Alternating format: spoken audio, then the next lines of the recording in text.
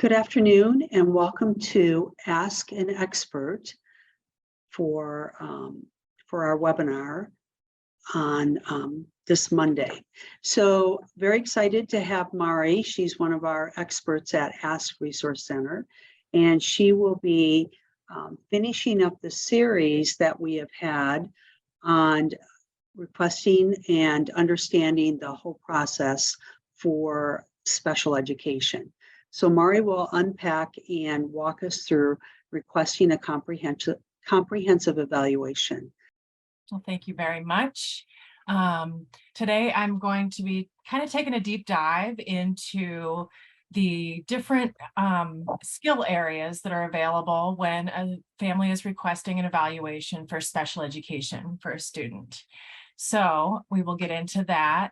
A couple of things that I want to be sure that you all learn about today is the purpose of a comprehensive evaluation and exactly what are the performance domains and what is included under each of those, as well as just some general evaluation tips. So my coworkers have talked about some of the other components over the last few weeks. And you can find all of our info sheets that we've discussed in this series on our website in the resources section. So you just go to the resource library and select the category, or you can search there for the resource that you're looking for. So when is an evaluation required? And there's two different answers to that question. An initial evaluation is required to determine IEP eligibility, when if a student qualifies for an IEP, and also then if they do qualify, what goals and services should be included with that plan. Number two is for a reevaluation. So to determine if the student still qualifies for an IEP and if those needs have changed over the years. The reevaluation is required every 3 years. But parents can request a reevaluation up to once per year, or the law says, or if conditions warrant. And so what that usually means is maybe we're really struggling with something, or it could also mean maybe we've got a new diagnosis or something like that. So those are the main opportunities for an evaluation. I'm just going to talk briefly about the process and why a comprehensive evaluation is so important. So the way the IEP process works is that the child is identified as possibly needing services, and that's the disability suspected process that my coworker Alicia spoke on last week. If the team decides that an evaluation is warranted, then the child is evaluated and an evaluation report will be written up, and then the eligibility is decided. And once the child has an IEP, the IEP would be held yearly, and an IEP would be developed on a yearly basis. And so then progress is monitored, and then the child would be reevaluated every 3 years. So it's really important that the evaluation identify all of the student's needs, because it might be 3 years before any extra testing is done again. And it's really not even required to do extra testing every 3 years. So it could be even longer than that. So the evaluation really sets the bar for what those needs are that the student is going to receive in their IEP. So it's very important that the evaluation is comprehensive and covers all those students' needs. The IDEA is the special education law, and this is the code section that talks about a comprehensive evaluation. And it just suggests that the evaluation be sufficiently comprehensive to identify all of the child's special education and related needs, whether or not commonly linked to the disability category. So for an example, a student might have a learning disability, but might also have some behavior issues going on. So it's important to identify any of the categories that might be getting in the way of a student's learning.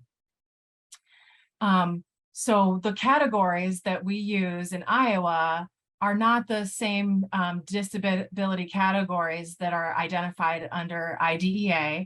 And I believe my coworker, Sarah, talked a bit about how Iowa's system is different than most other states because we are non-categorical. So instead of using the 13 disability categories identified under IDEA, in Iowa, we use performance domains. And so those are the skill areas that we categorize different skills for the evaluation.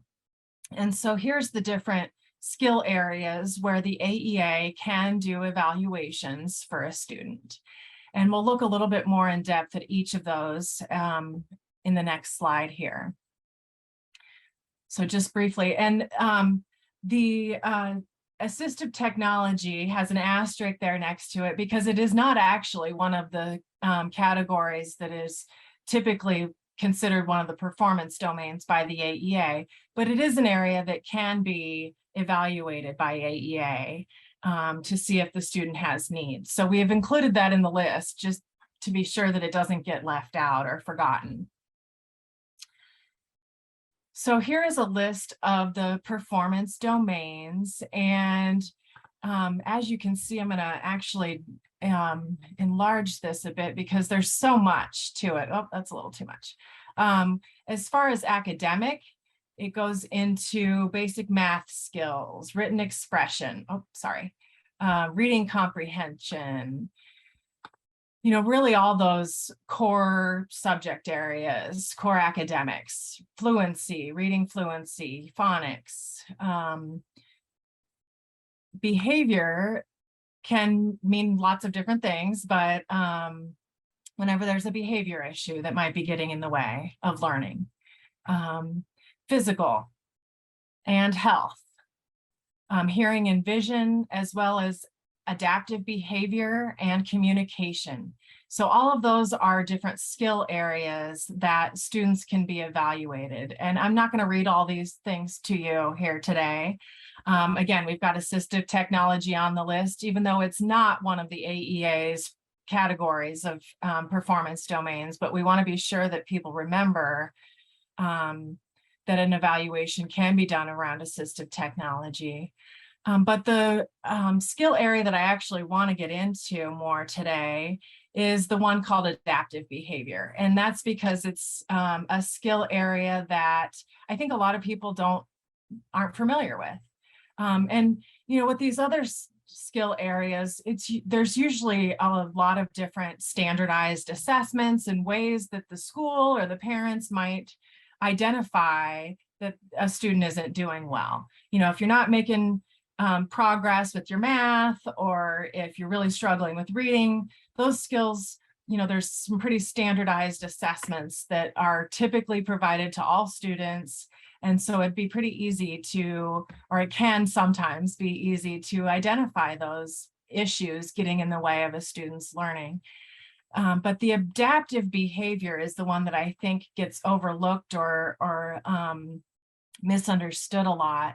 And so adaptive behavior can mean things like eating and dressing and toileting, but it also includes work skills and school functioning skills, like meeting timelines, organizational skills, and things along those lines. So I wanted to talk a little bit about the adaptive behavior domain and how it does include executive functioning skills. So things like paying attention, organizing and planning, starting tasks and staying focused on them. And so, you know, it's one of those areas that often gets missed or misinterpreted because the teacher might think that the student, you know, isn't paying attention or you know, is being defiant, where they might have just struggle to get started on a task. And so it could be misinterpreted as a behavior issue where really it's just an issue of staying focused and staying on task. And so there aren't a whole lot of standardized assessments that are typically done. And so you might have to ask for those evaluations specifically. So that is one of those skill areas that we get a lot of calls from families where, their student is really struggling, but they haven't been evaluated in that adaptive behavior domain. And it's surprising how often a student has an executive functioning skill that might be getting in the way of their learning. So definitely include that if there are issues with any of these things, or might be issues with any of these things going on with your student at school. With an evaluation, it's really important that they're comprehensive, fair and thorough, and cover all areas of suspected disability. So during this evaluation, the team needs to collect and gather all kinds of documents and assessments. And really what they're looking for is discrepancy and need. So if your student's skills are discrepant from other peers, if they're significantly below what a student is typically expected to perform at, that's really what they're looking for to determine if the student qualifies for an IEP. So the evaluation team should really use a variety of assessment tools and methods and sources, including information from parents. Could it be a evaluation report from a doctor or a therapist? Could even be from a tutor. Or it could just be things that parents are saying at home. It really shouldn't be based on a single measure or a single criterion for determining whether or not a child has a disability. And the tests that are used should be selected and administered to be not discriminatory on any kind of racial or cultural basis.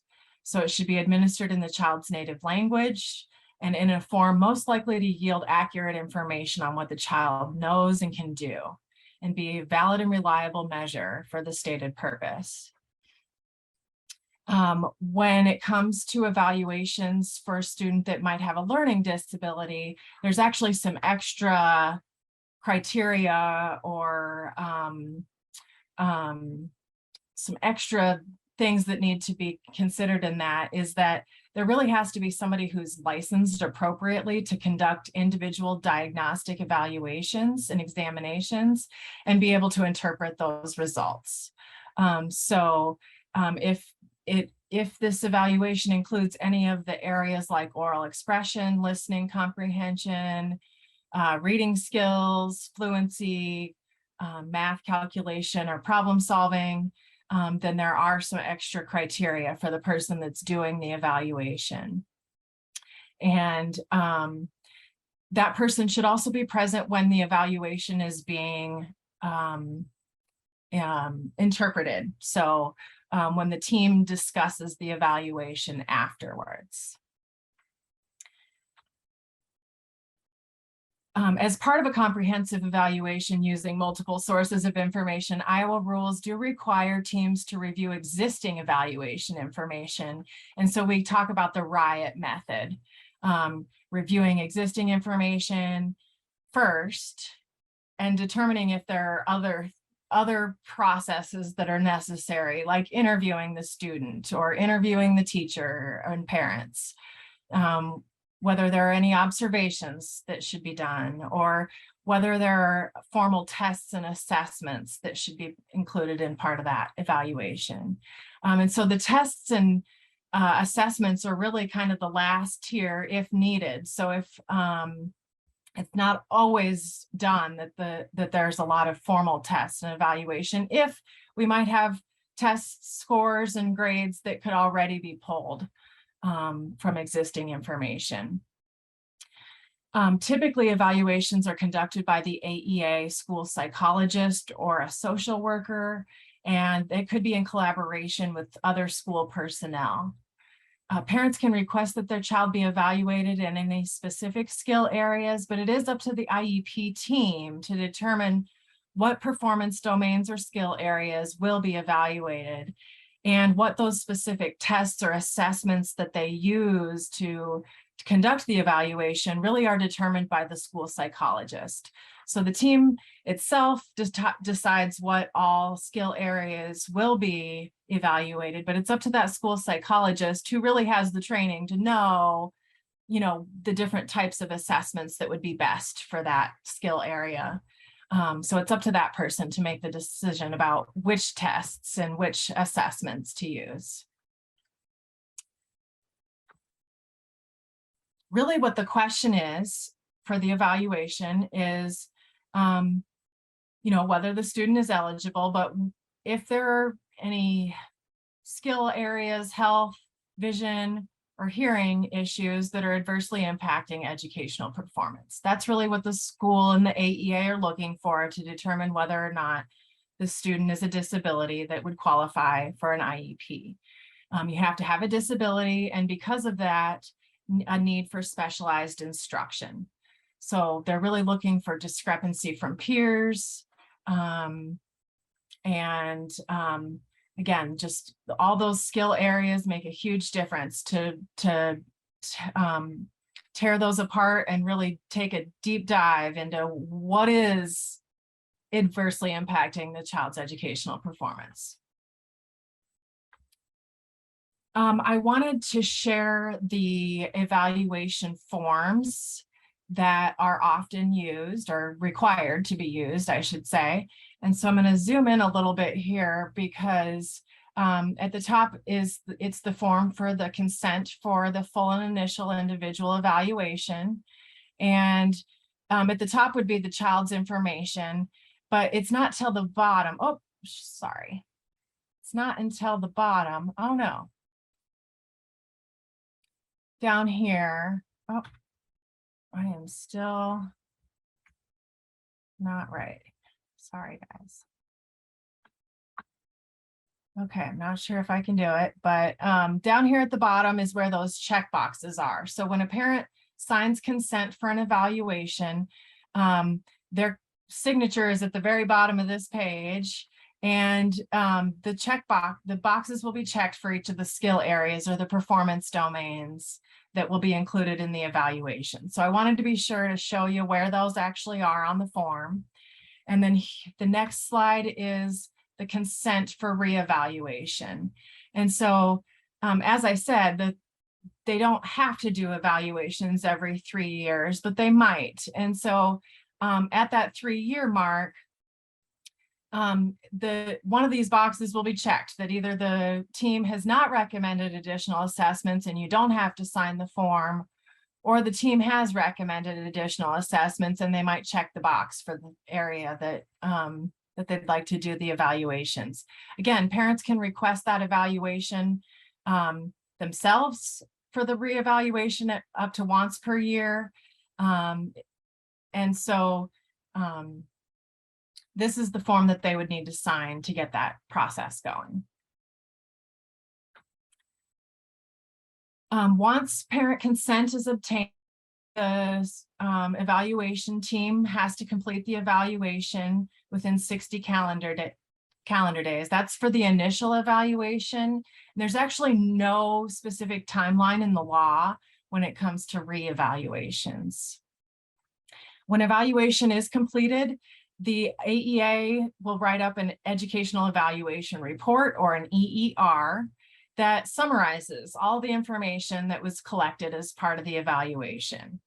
And we suggest that families request a copy of that evaluation or the EER, ask that a copy of that be provided to them at least a day or two before the meeting, so that they have a chance to review it and think about any questions that they have, or whether or not the results are consistent with outside testing, or if it's covered everything that they feel like is necessary to identify those students' needs. And then a meeting must be held with the parents to review the results and make a decision about the student's eligibility and needs. A few tips for evaluations is to put all requests in writing. We do have a sample letter requesting an evaluation and a sample letter requesting a reevaluation on ASK's website.